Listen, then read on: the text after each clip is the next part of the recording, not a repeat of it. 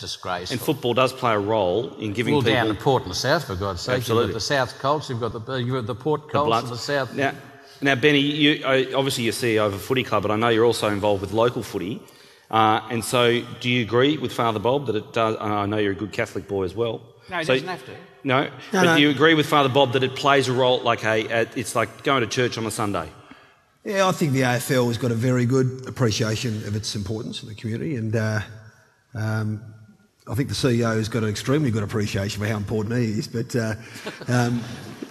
strike that, that's just a joke. Please, but no, look, I think they do, and accordingly I think that's why there's been a willingness to go a long way into raising standards and bringing communities together and encouraging debate about a whole range of social issues, and at some cost at times. So I don't think there's any doubt about that. But I think that the earlier point we're talking about the role model question, and I think you can debate this till the cows come home, but at the end of the day, you don't get a choice. If he's a young kid who goes to a Hawthorn game and sees Buddy Franklin and wants to be like Buddy, or Luke Hodge or Sam, I mean that's it. It's just they don't get a choice. As to whether that's fair or right, that's where the debate comes in. Yeah, so I'm inclined to agree with you. I don't think that the players have got a choice. Yeah. I also think it might be fair. Angela? I want to disagree with you with all due respect. Go ahead.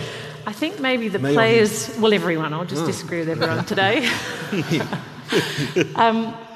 You're right in the sense that the players may not have an individual choice on whether they're on a pedestal or not, but I think there is a role for the AFL to put forward on a continuous basis. They're good players who do remarkable things for the community and rewarding good behaviour, and I, as general public, just tend to hear about the bad things going on. Do you? That's because the media don't want the good stories. No one wants to know. I agree. But, that's true, isn't it? My involvement with the AFL players, I saw a hell of a lot of guys with a very positive message to deliver, and I've never heard it publicly.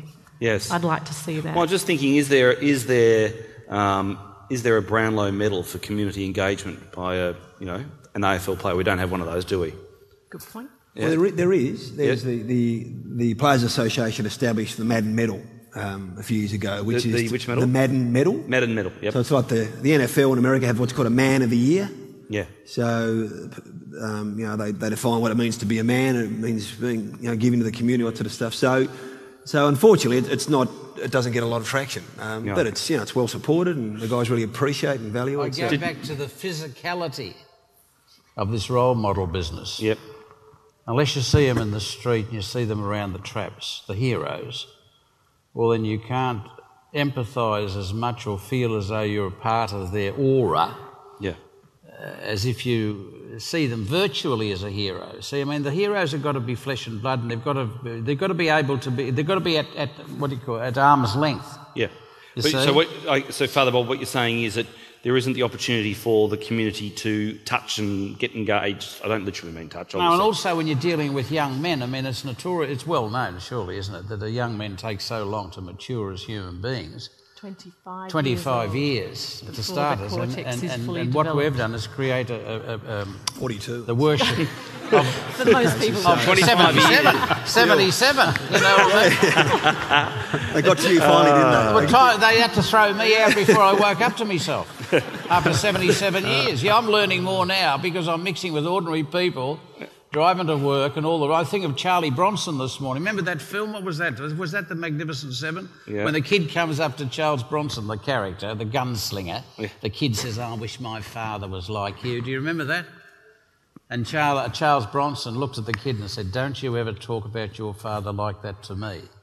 Your father does more things for you in one day than I could have ever done in my life. Mm. And the kid was looking at and he's been taught a lesson by the role model. Yes, Don't right. you treat me like a hero. You see, and that's what I think, I mean, it's hard for blokes. It's hard for blokes. That's why it's so important to have women, so many women in the So AFL. Angela's telling us that a man's brain doesn't mature until it's 25. No, I'm just saying it's not his fault. He's just going to, naturally speaking, he's behind the scratch. Yeah. So I've got a question for Alastair, which sort of relates to sportsman's brain. Are elite sportsmen just prone to bad behaviour, Alastair? I think we're all prone to bad behaviour at different stages, aren't we? Yeah.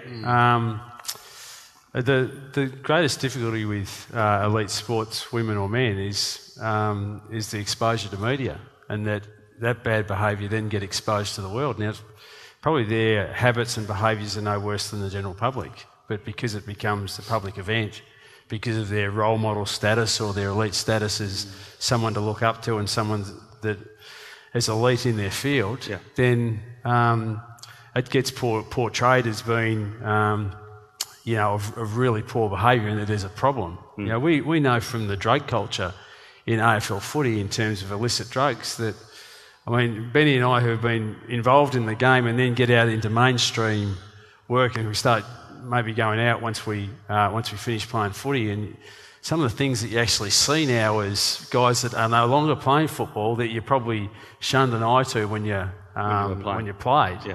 It's just like we've been in this time warp for 10 or 15 years whilst we played to actually know what mainstream society is like, particularly to do with drugs, but also alcohol, violence on the streets, all these things. Our players, from my experience in terms of elite sport, unbelievably well behaved, but when there's a muck-up, it's across the front pages of the papers, and because of the exposure and the battle in the media between 24-hour journalism, especially with like SEN coming in and always fighting for a story, and that story would be on the airwaves within 5 minutes, and people ringing in because it's talkback radio. That means everyone's fighting hard for the story, so it just gets sensationalised, and that's enormously difficult to manage. It's probably, I dare say Benny has the same challenges as what I do, but probably in senior leader roles of a football club, it's probably the most significant thing that you have to try and manage as a football club. It's quite difficult, isn't it? Because you as a footy club and the AFL needs the media.